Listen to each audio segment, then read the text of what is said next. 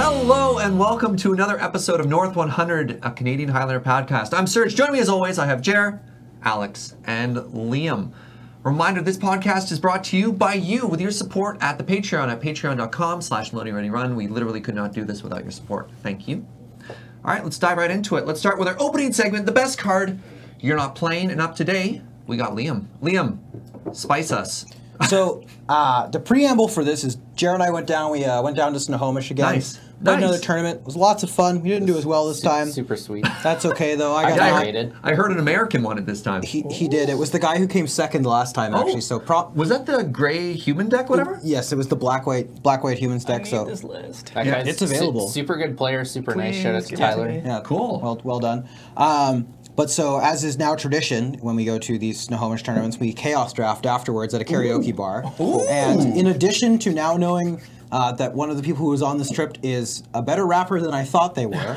Pardon? Sure. I'll show you the video later. Okay. It was great. I also discovered a card I want to play in Highlander, so we chaos drafted, and I played a blue-red tempo deck. I beat everyone. Nice. And one of the cards that was really good in my deck that I want to play more of is Jeskai Elder. What? Yeah, this is sweet.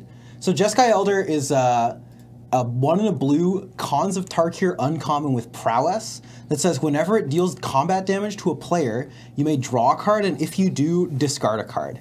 And so I don't know what I want to play this in yet exactly. I think I want to play it in blue-red tempo, and the reason is this just like is pretty annoying to block, but you also really want to block it because. Unlike a card like Monastery Swiftspear or some of the other prowess creatures where you might just say, yeah, okay, I'll take the 1 or 2 damage, I don't want to risk getting blown out, this actually generates a lot of advantage and punishes people for not blocking. But similarly, if they do decide to block, you can really get them if you have another spell. So I'm going to play this in blue-red tempo the next time I play it. Interesting. Yeah, I was super impressed with it. Obviously, like, Chaos Draft to Highlander, not sure it's a one-to-one comparison, but, like, it was sweet. It was really good. And, like, the deck I was playing was doing something that you could definitely do in a Highlander deck, just at a higher power level with more consistency. So I like your evaluation there. You're like, is this Monastery Swiftspear? You're like, of course not.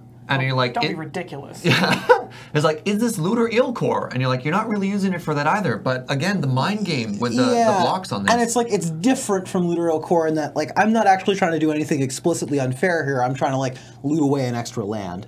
But even just like filling your graveyard, you know, like velocity is really important in these sort of blue-red decks, and you often will have like just drawing extra cards, seeing extra cards out of your deck is super relevant. So yeah, I don't know. And if this ever sticks on an open board, it's like a nightmare, right? It's just going to generate so much value. I did live the dream in Snohomish when I tandem lookouted my Jeskai Elder, which is a soulbound creature, right? Yeah, that makes them Ophidians.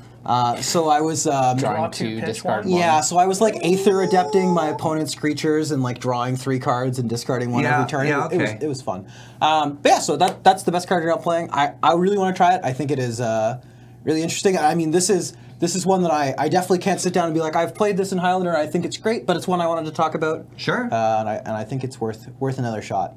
This art is much better than I thought it was. Tandem Lookout, there's 2 of them. This art is really good. Tandem. That means 2. Okay. Hey, Alex. Hey. What are we doing on Sunday? Sunday. The Super Bowl, right? That's what it is. We're watching football. Liam, please. If football was played with cardboard, yeah. I see. This if Sunday. Football was Tarmogoyf. At noon on LoadingReadyRun, twitch.tv/LoadingReadyRun. It's the Highlander tournament. 2017 champs. 2017 champs. Sweet. So there's going to be a bunch of players and a bunch of decks on some tables, I think. Maybe they'll be levitated. And you're going to get to see some real powerful magic. Yeah, live. Like maybe tables. You know, good old-fashioned It's a table. You're not allowed to play with sleeves at this event. Yeah. But guys, it's 2018. Why is it the 2017 championship? Good question, Graham. Thank you.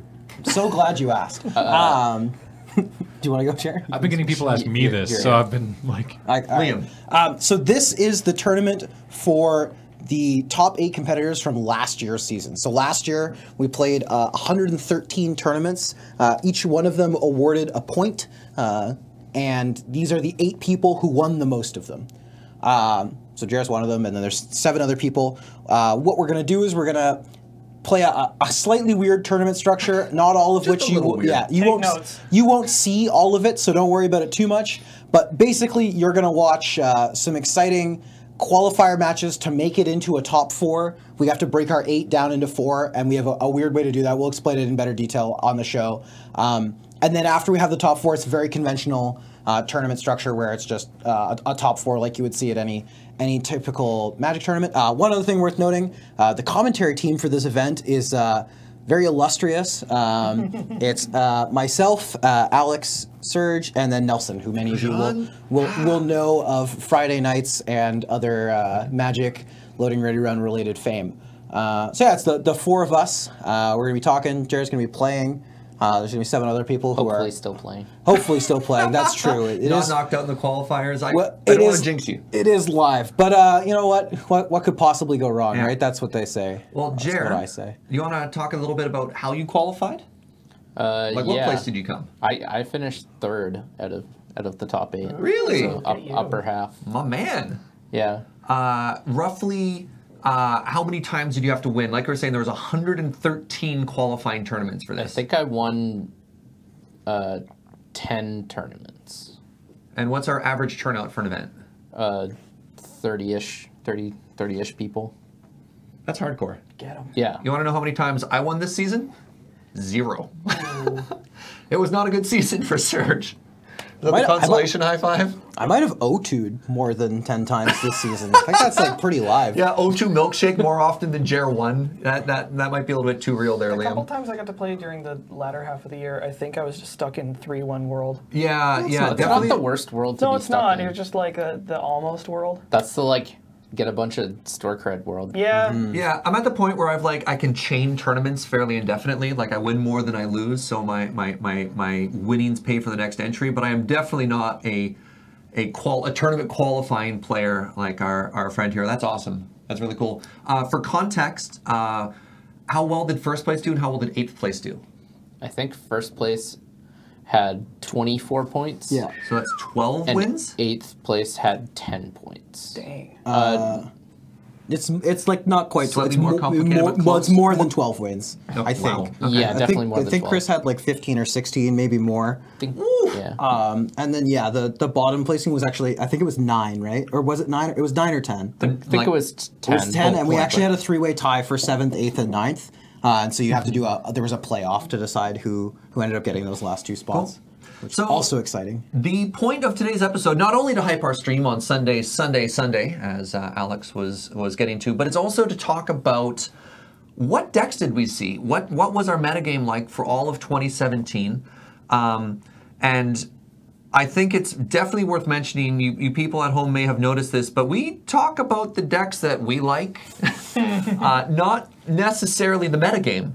And to prepare you for tomorrow, we should probably do a meta review of these are the decks that performed well on 2017, and these are the decks we're likely to see tomorrow, but it's really hard to predict, to be honest, because... We are not making predictions. We're definitely not making predictions, and full disclosure, because Jer is in the tournament, it would put him at a disadvantage if he did. So we're gonna beat around the bush a little bit when we say, what are you gonna see? We're not gonna say that, but we definitely know the decks that have performed well, and there's a chance they'll show up, and so we want to prepare you so that when you tune on Sunday, you're not like, what is Just Guy? Yeah. What is a Blue Moon? Yeah, and it's worth saying, right? Like, our metagames are really diverse. We have these 30-person tournaments where, like, there's often 25 to 30 unique archetypes. Yeah. But these are the archetypes that, on any given tournament, it's likely that at least one person is playing this deck. So we're going to, in our 2017 year in review, we're going to go over the following. What decks did well? What new archetypes sort of emerged throughout the year? And then finally, some archetypes disappeared. You know, we changed the points list. We don't have a solved format yet, and as such, as new decks start to do really well, other decks kind of fall off the radar. And I suppose let's jump into it. One deck that we talk about a bunch and has a particular painful spot in my heart is Blue Moon. Yeah. It's your friend Blue Moon. Alex, can you give me a quick rundown of what is a Blue Moon? So, you'd categorize this as a control deck. Yeah. Correct. Totally. It's Enim, Olim. It's red, blue, basically hard control. Hard control? Do you think so? It's a firm control. Firm kung fu grip control. Yeah. It plays more win conditions than most hard control decks That's fair. in past would play. It's like actually pretty good at turning the corner and winning the game. It's like a chunky tempo deck. Where does it get? It's not. Where does it get its It name gets from? its name from Blue Moon, from the card Blood Moon, and well done, Magus Dan. of the Moon. You astutely figured that one out. And I suppose to a lesser does Blue Moon play Back to Basics? Oh, still? sure does. Sometimes. Oh, Has interesting. been getting cut sometimes, but yeah. More often than not. Yeah, but definitely does play that. So tell me about Blood Moon.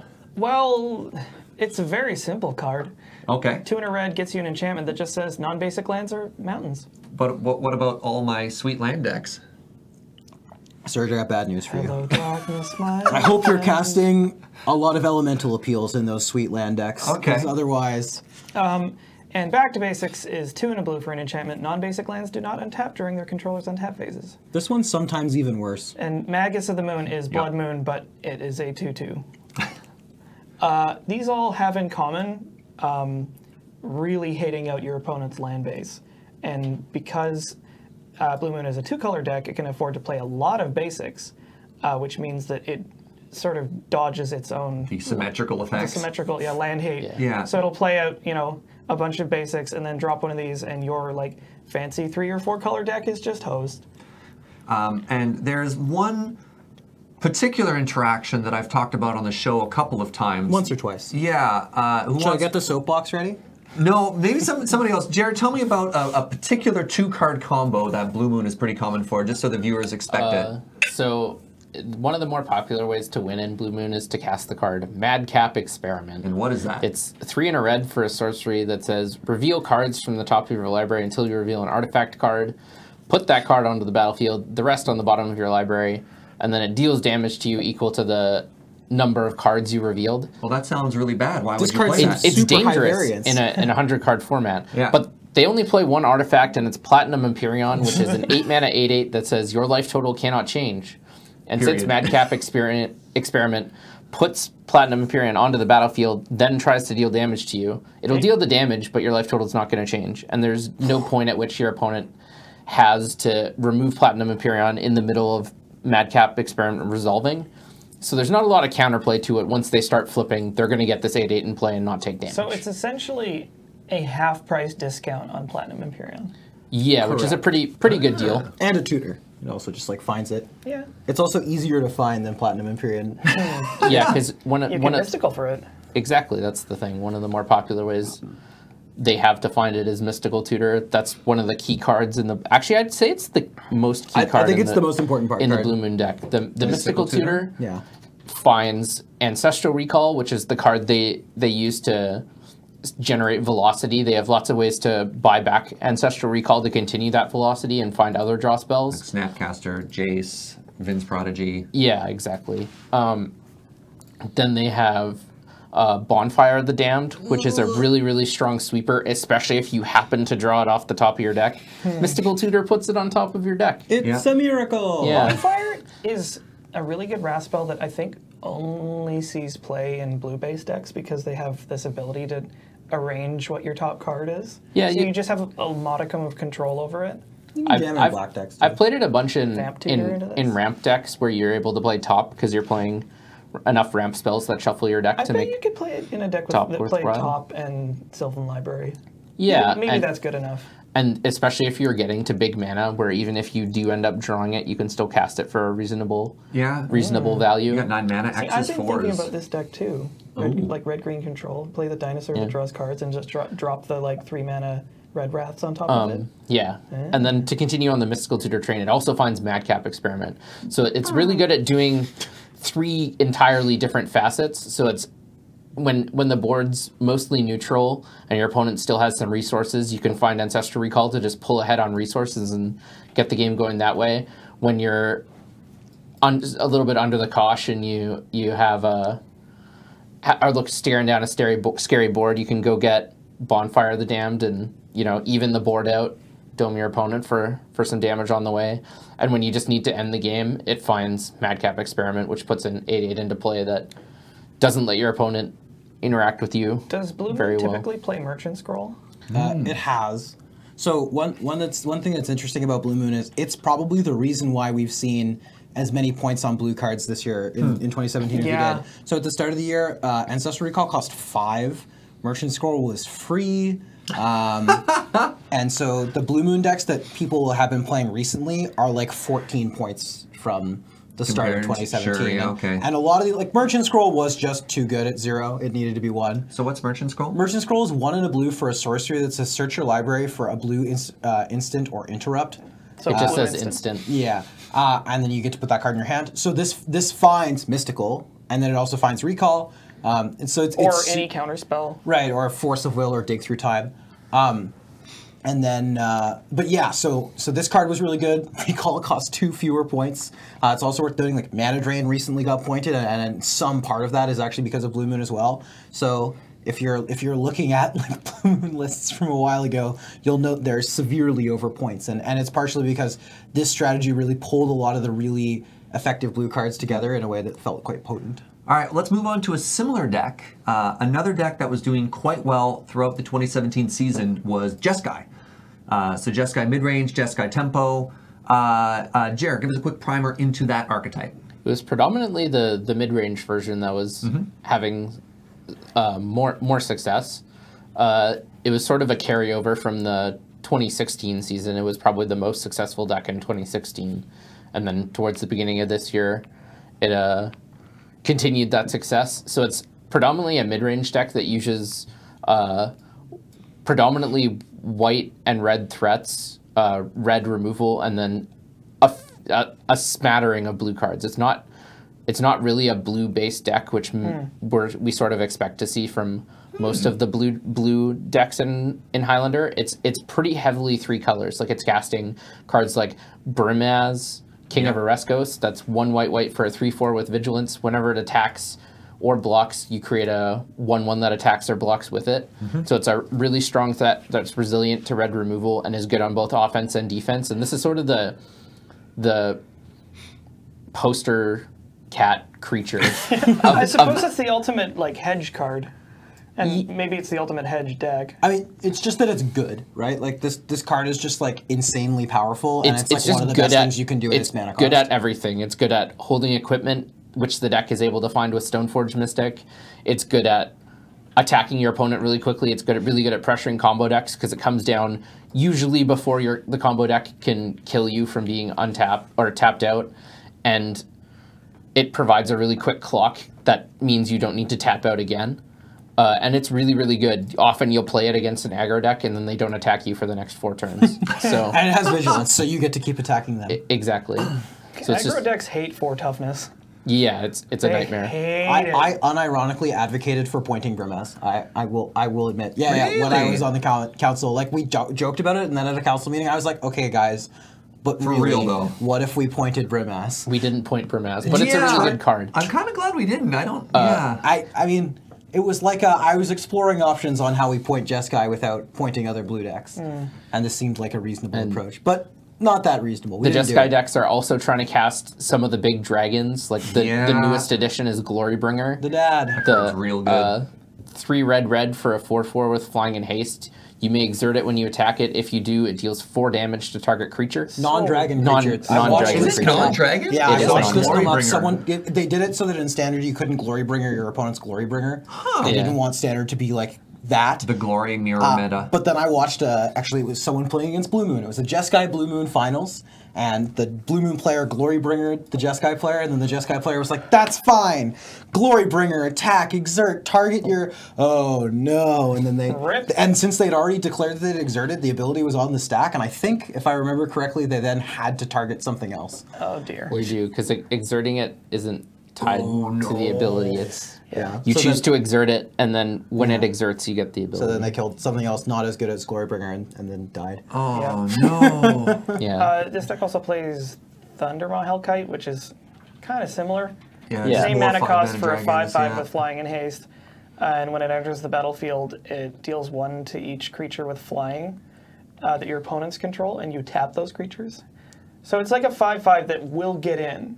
Yeah, It's the definitely. best lava axe in the world. Unless they have reach creatures. Yeah, I like that. I like Nobody that plays Jeskai really emphasized the 5-mana finisher, which was, you know, most of the 5-mana threats come into the game and they end the game. They have haste, like most of these haste dragons, or they're playing Sarkhan, which turns into a hasty dragon. This might actually be the reason we like assess cards that cost this much and are not as good, because it's like, you know, for this CMC in this color, you could just play Hellkite, and it's just going to be better. Or other hasty dragon Or other du jour. hasty dragons or other threats. And then Jeskai is also playing cards like Counterspell and Jace the Mind Sculptor. Protect. So command. Exactly, it's Cryptic Command. So the mana base, Baneslayer Angel. It's no good. the mana base really is stretched in these decks. They're playing double white on 3, double red on 5, triple blue on 4. Like, there isn't. You can't really call this deck a base red deck, a base white deck, or a base blue deck. It's suddenly heavily makes sense why, heavily 3-color. Sorry, why they play the filter lands. Yeah. Oh yeah, Yeah. they have to. They have to. And so this is a deck where you don't see utility lands. It's just all dual lands, a couple basics, but. All right, and another. I don't know why my segue is so bad there. Pardon me, Liam. Talk about red deck wins. Well, you know, your segue was abrupt, which is a good way of describing this deck. Don't worry, I picked it up for you.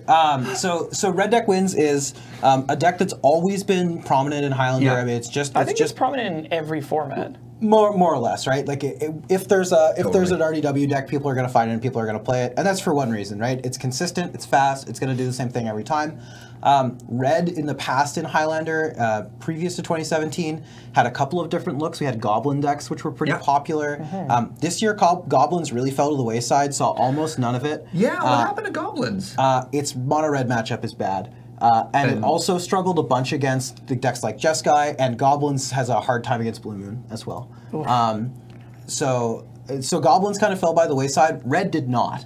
And so we saw an uptick in red players, and B, what's kind of interesting is that mono red is definitely one of the archetypes that has some of the more dedicated players. So we've got sort of 2 or 3 people in Victoria who just play red. That's just the deck they're gonna play. You know, if you sit across from them, you know what they're playing. They're gonna burn you out. Right. And so I actually think that like the mono red players broadly, I mean there are other people who played it, but even just those couple of mono red players, they maybe won like 10 or 12 tournaments, maybe more between them. Like if they all morphed into one mono red kind of Giant transformer. like a ball lightning, really. Right, yeah. So why is mono red good? I mean, it's consistent. It's going to do the same thing every time. I mean, essentially mono red is 33 lands and 66 burn spells. Yeah, I mean that's a little almost, simple. sure. I'm That's a 99 card exaggerating. deck, so you're cheating. B, yeah, you're right though. Like it's a bunch of cards that are redundant. The other thing too is that Wizards keeps printing good red cards. I don't know why they keep doing this. So the deck got a lot better this year because it got Harsh Mentor, really nice addition to that deck. Powerful Karizev, another early really good addition to that deck. It also got Rampaging Ferocidon. I was gonna say the card that this card just is wrecked nuts. you. Yeah, and Rampaging Ferocidon, I think, is actually can't beat that card. the most marquee of the 3 because that card swung a bunch of the matchups that were really hard for this deck. I was playing mono red a couple of weeks ago, and my opponent played a Kitchen Finks into one of these, and I said, "Yes, that's fine. Take one." Yeah. And they're just like, oh And no. then the next turn, I went attack you with my Goblin Guide, and they went block, and I went great, take one, because their Kitchen Finks persisted, and Rampaging Ferocidon dealt them a damage. So. So anyway, so red keeps getting better. They keep printing good red cards. Why does it have menace? Well, I mean, they didn't want it to. Do you want to block this thing?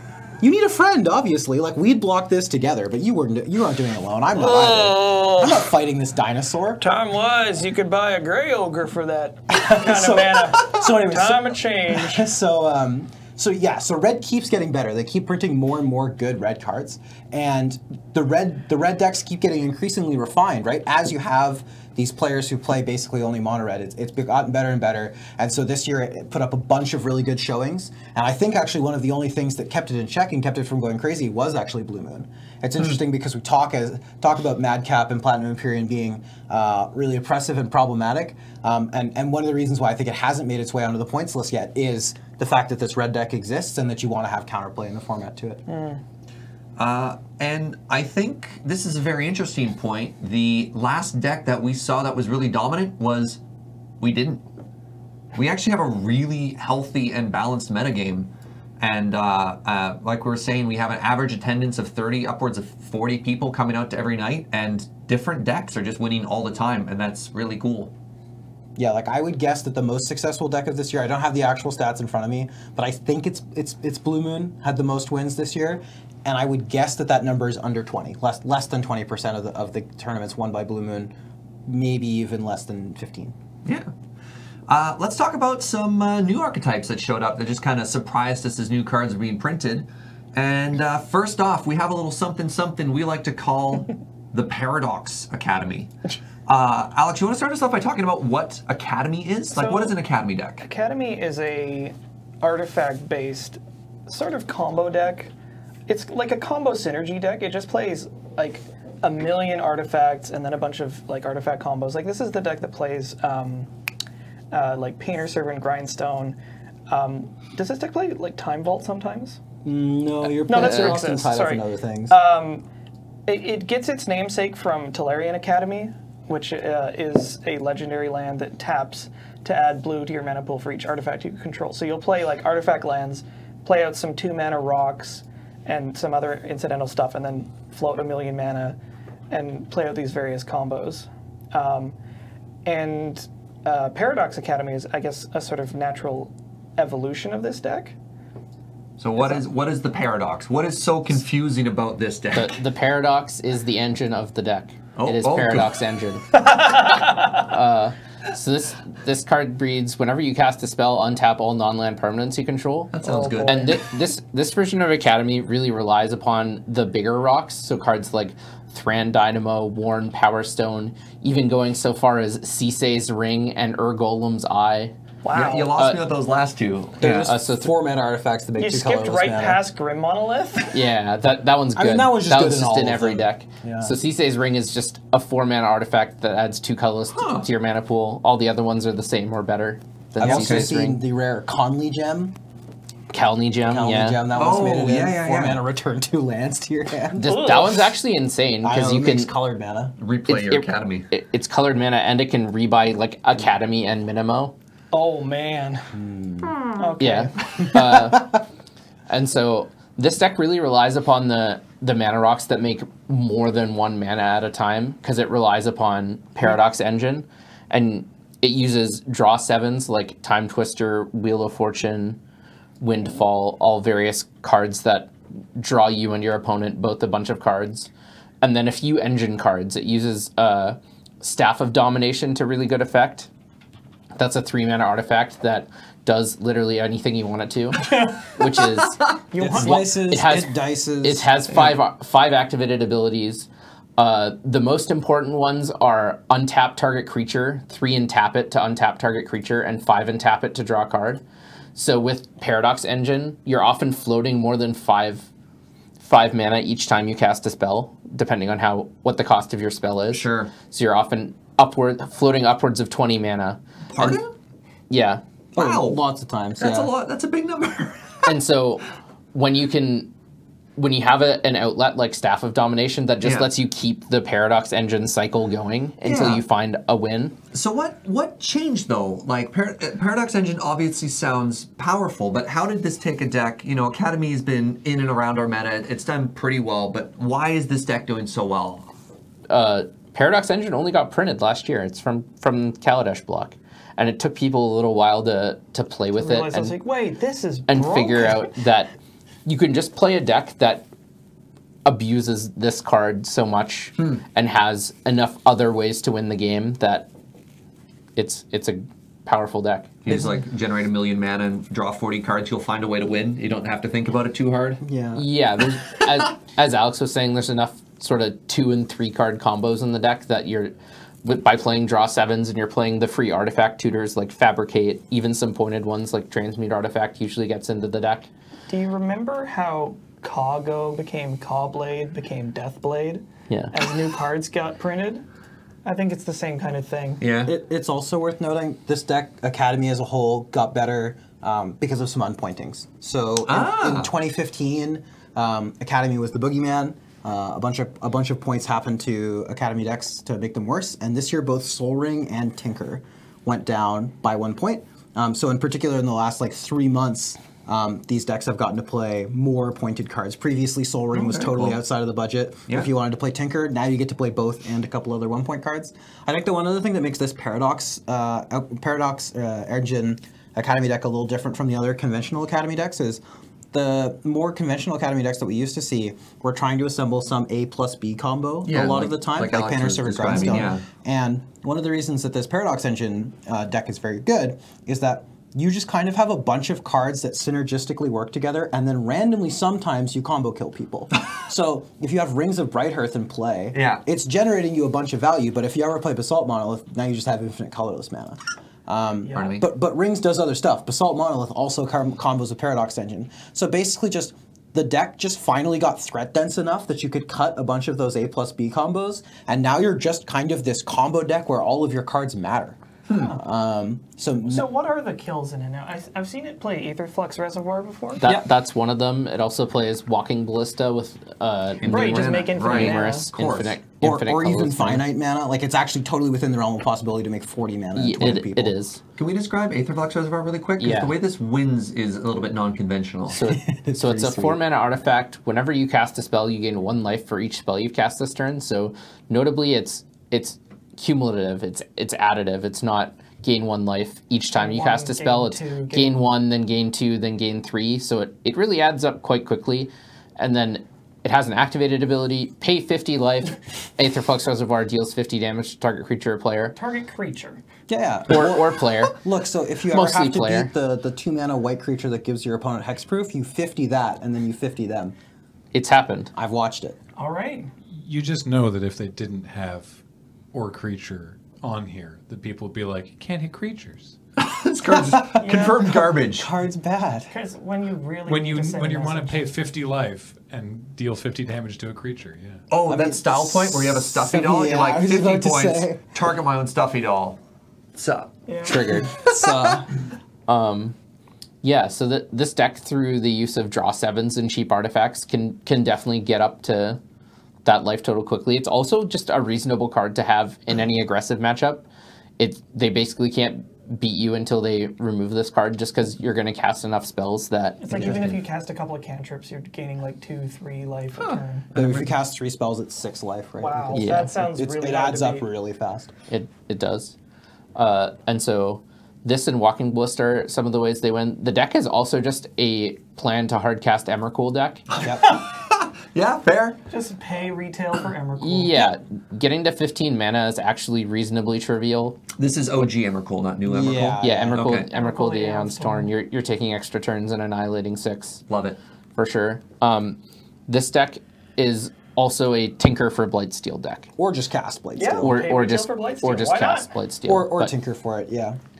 Sick. So, yeah, this deck has numerous ways to win. Most of them are colorless. Most of them take upwards of 20 mana, But you can make 20 mana. It's okay. not so hard to do in this deck.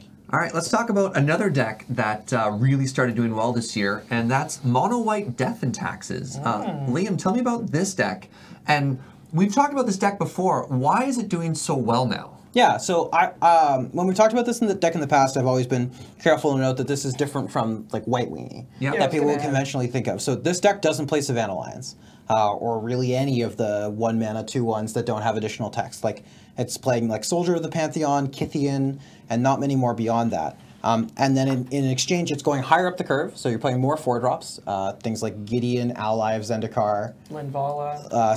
sometimes Linvala. Alms Collector is another card that's made its way into this deck. Really? Thought-Knot before. Seer. Thought-Knot Seer is another good one. Sorry, what the Alms Collector? Alms Collector, yeah.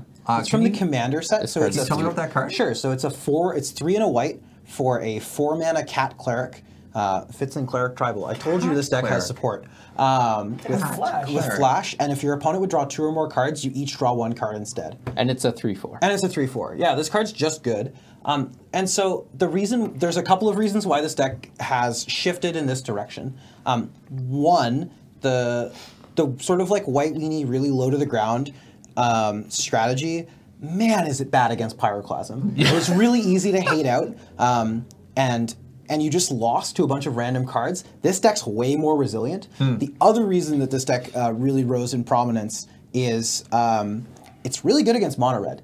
You know, this is the deck that most reasonably casts Core Firewalker, but you actually don't even need to be playing Core Firewalker in your deck to have a good red matchup. This is a deck that has a lot of equipment, has a lot of ways to go find equipment. So this is the best Umezawa's Jite deck in the format probably, and that card's lights out against red. It even has other like life gaining equipment if you really want to. You can put more in your deck. It has random lifelink creatures. It clogs up the board with idiot first strikers like Thalia. Thalia is also just like really good against mono red. Like when Lightning Bolt suddenly becomes Searing Spear and Searing Spear becomes Open Fire, like it starts getting way harder to add up to 20. So we saw this deck come along largely as a response to mono red. I mean, as it turns out, it also has good matchups against other things. So this deck is also quite good against Blue Moon, with the reason being it's a single color deck, so the Blood Moon plan's bad. It actually grinds surprisingly well. There's a bunch of kind of like secret card advantage engines in this deck. Got stuff like Weathered Wayfarer, which is the 1-white, which when you have fewer lands in your opponent, you can tap it for a white to search for any land. Yeah, this card's really powerful. It has it's one of the better Cavern of Souls decks, which is quite good against the counterspell plans of the Blue Moon decks. Can you just name like human? Yeah, exactly. Cleric.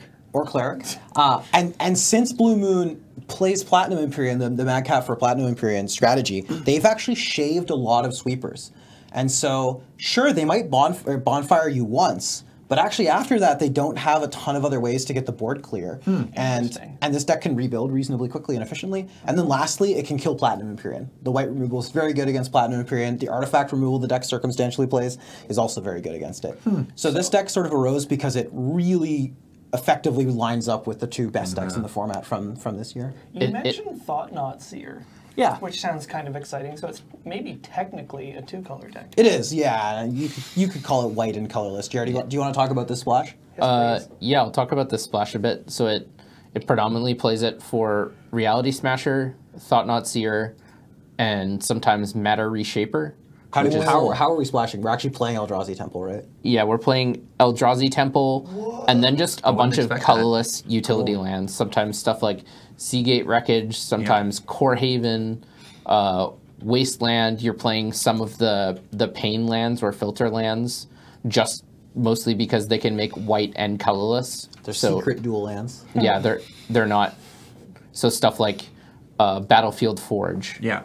Just because they can tap for both white and colorless if you need them to.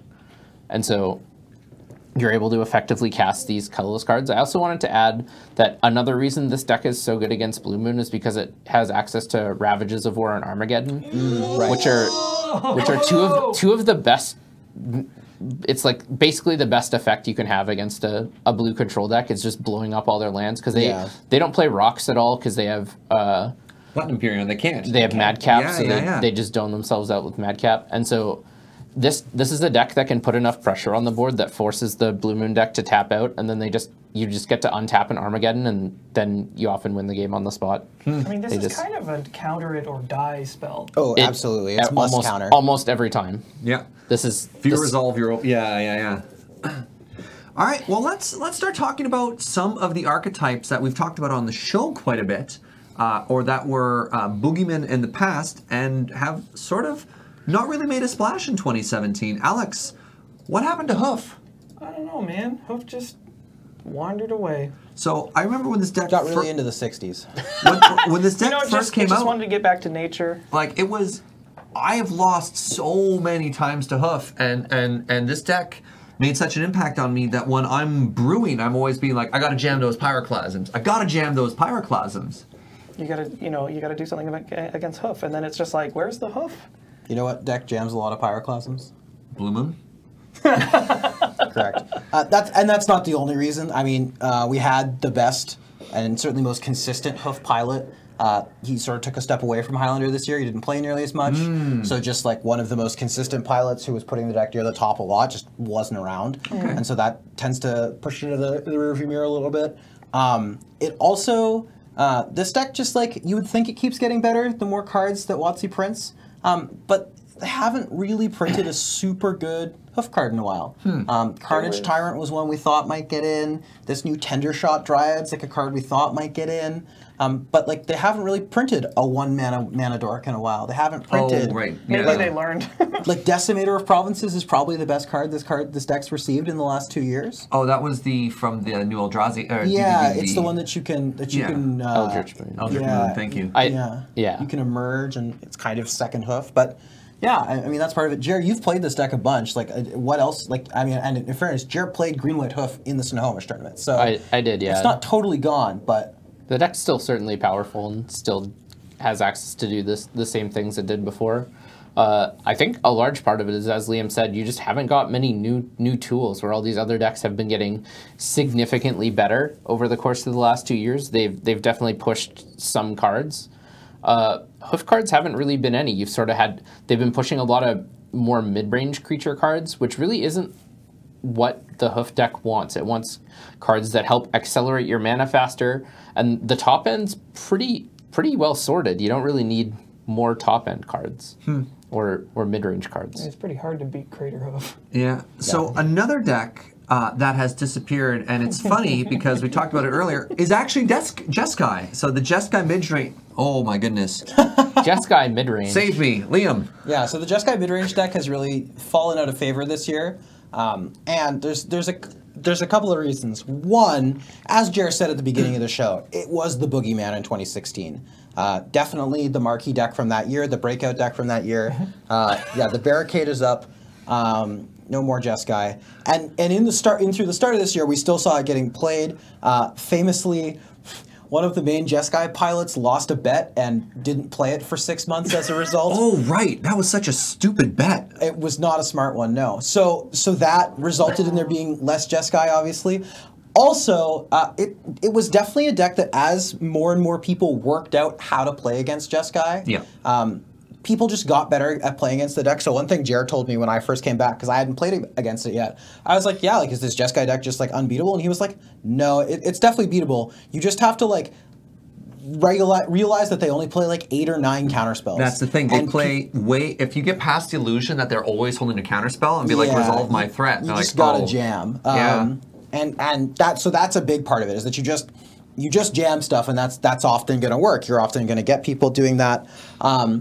So people got better about playing against Jeskai. People started building with Jeskai in mind, so that hurt the deck a little bit. Also, I talked about all these points changes that happened largely because of Blue Moon. I mean, many of these points changes impacted Jeskai as well. Yeah. So the Mana Drain changed, the Merchant Scroll changed. These all hit Jeskai. Time Walk and Ancestral went up, which were the 2 cards that Jeskai commonly played. So the deck Just a pick now. Yeah, exactly. So the deck lost a bunch of power, a bunch of punch in that sense. And then I think maybe this is the biggest thing, is that the Blue Moon Jeskai matchup's pretty interesting. But as Jared said, that deck's mana is not good, and so it was really vulnerable to more than one plan out of the Blue Moon deck. If they resolve it, it's kind of GG. And as we said, it's often pretty doable, right? Like, you had a lot of Blue Moon pilots who would just jam the Blood Moon on turn 3, and if it resolves, the game often ends. Yeah, just like, you got the counterspell? Yeah. Game 2? So Jeskai, the best and worst deck of 2017, I guess. That was interesting. When we were planning this episode, and I was like, all right, best deck, like Jeskai. I'm like, cool. I'm like, decks that aren't doing well. You're like, Jeskai. I'm like, hold on. What? We're going to have to talk about that one. All right, next up, another boogeyman, Storm. What happened to Storm? I thought we were in #combo winter. We are. Well, a lot of the point lowerings we did actually affected other combo decks, not Storm. Because the only thing that would really impact Storm is if we lowered either Black Lotus or Demonic Tutor, I think. Because back when the Storm deck was a Black Lotus Demonic Tutor deck, it was very good. Some people thought it was too good, and so we raised the points on it, so they couldn't do that anymore. But they actually didn't really care about any other pointed cards for a while. People have tried to play Black Lotus with other pointed cards, and it just wasn't quite the same. You very notably crushed me on the Highlander stream with Fair Green Lotus.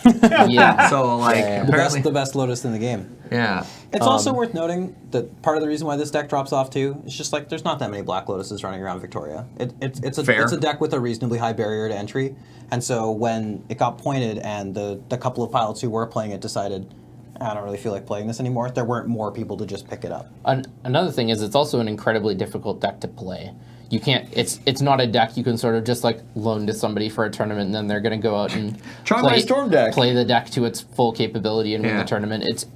It's very hard to just pick up a Storm deck and do well with it, even if you're a proficient Storm deck in Storm Player and other formats. This deck is very different and is very hard to play. So I suppose it had this triple threat of sophistication, cost, and pointings against it. Yeah, sort of the 1, 2, 3 punch. It's just like, oh, goodbye. Yeah. So something that we haven't really seen dominant is the entire color black, which I know Alex has been trying to jam I a was bit. going to say, bunch. this feels like an Alex thing So- to talk about. When mean, you've I been love playing this black, color. what's been going wrong? What do you feel is going on there? Well, I give 110%, I just don't win. I show up every day. I show up every day. Work hard. You know, I wonder, somebody floated a theory a while ago about the color black in Magic, which was that it has a lot of really great cards. It is the least splashable color. It's the greediest color Totally. Yeah. because of the number of pips. It's the most selfish color. Yeah, it's the most selfish color. So like all the really key, amazing, really good cards you want to play are black, black, or black, black, black. They are not splashable. Like it's tough to hit those mana costs, and so as a result, it's like you're either playing mono black, which is maybe not in a great spot right now, or like a 2-color deck that I don't know. Is there any like? I mean, there's the rock, which works, Which but, notably didn't qualify this year. and I've still been like banging my head against black mold trying to make that work, and it's always sort of a 3-1 deck. I don't know if it needs something else to put it over the top, but Yeah. And that's not to say that black decks haven't been winning tournaments, but we haven't seen a breakout black deck like we've seen Blue Moon or Jeskai. Like Reanimators won tournaments. We've seen Esper and Grixis, like Vault Mid-range. decks and mid-range decks doing really well, but there just isn't like a well-positioned black deck right now. yeah. So it's had showings, but not any sort of like explosive entries. So I don't know. And the last archetype that we've really seen an absence of lately is tempo.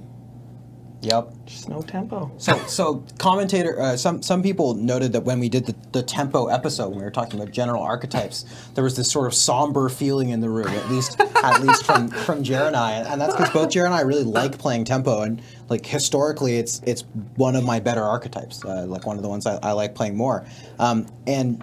Yeah, tempo is kind of bad right now, and Why is that? Yeah, so it's a couple of things. One, Wizards just keeps printing these really good mid-range cards, That's and exactly what I was going to say. boy, is tempo A, not great at dealing with them, Yeah. and B, if you were going to build a tempo deck, it's so difficult to not just build that same deck but a mid-range deck instead. Sure. Right? You trade out your exhaustion for like your Thrun, you know, your Scarab God in the deck instead of your like.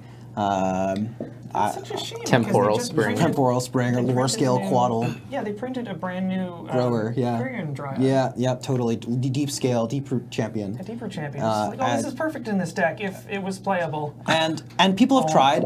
It's also worth noting, and I keep coming back to this, and this does sort of like definitely apply to my overall philosophy. But when you point blue cards, you reduce diversity, and that definitely did happen here.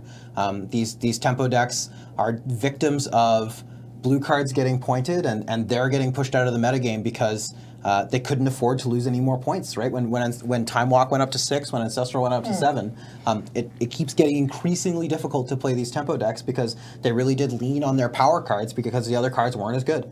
And so yeah, tempo in most forms has really disappeared. The only kind of tempo that you'll see is the more mid-range leaning tempo. The decks that can have tempo draws, Sure. where you delver into days and to stifle them. But those decks still have Lightning Angel in them. Those decks still play 4-drops. You know? You can also still play the aggro control decks, like the blue-red That's true. tempo That's deck. very true. That one has Yeah. some success. Your especially Goblin with, Guide. Yeah, with Yeah. it, I think if you're red-based, that's the best angle for tempo at the moment. Yeah, just because you can still close games out. So, Sunday's event, what are you likely to see? Honestly, when we were having a conversation before, it's hard to predict. We've got these decks that have been really dominant. We have the decks that have done well. but we've also seen a very healthy metagame. So what we've tried to do today is talk about sort of the big decks. Yep. The decks that have traditionally done well, the decks that we've seen win over and over and over, but we're lucky that we've seen really good, really healthy trends where we're also at. Don't know how many layers of mind games the players are going to go into. It's like, if X plays Y and I play Z, then I should play Q instead. But if they expect me to play Q, then I'll play P. Yeah, yeah. Everyone's been lying about whether they're left or right-handed. It's very confusing. So we'll get to Sunday, and it will be 8 mono brown decks. Oh yeah, it's gonna be incredible. Just rogue decks for days, and you're like, what is this? It's just like, well, yeah, I digress. So that's the. You guys have any closing comments on sort of the 2017 Watch year Sunday. review? It'll be sweet. Yeah. Yeah. Well, then let's move into our closing segment. And up now, as always, we have Powerful Magic. Ooh, we're expanding on that segment Well, intro. we're in stereo now. Ah, I like it. We're available. Today, I've got Jer. Jer, tell me a story of magical intrigue.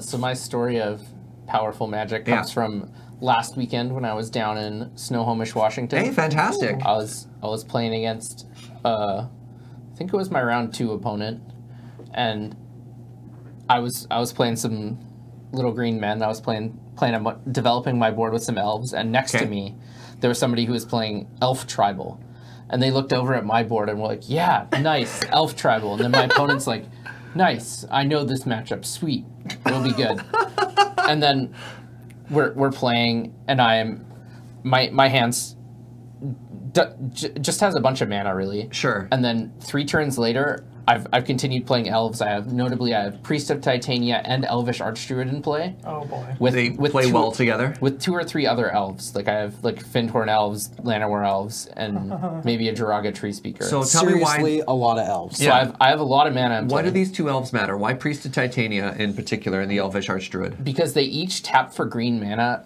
for each elf you control. So I have like upwards of 10 mana in play. Cool. And I'm playing a bunch of cards that say elf on them. Like, not just in the creature text box, in the rules text. Okay. So it's understandable that my opponent could think that I'm playing elf tribal. And then I draw for my turn Fierce Empath, another elf.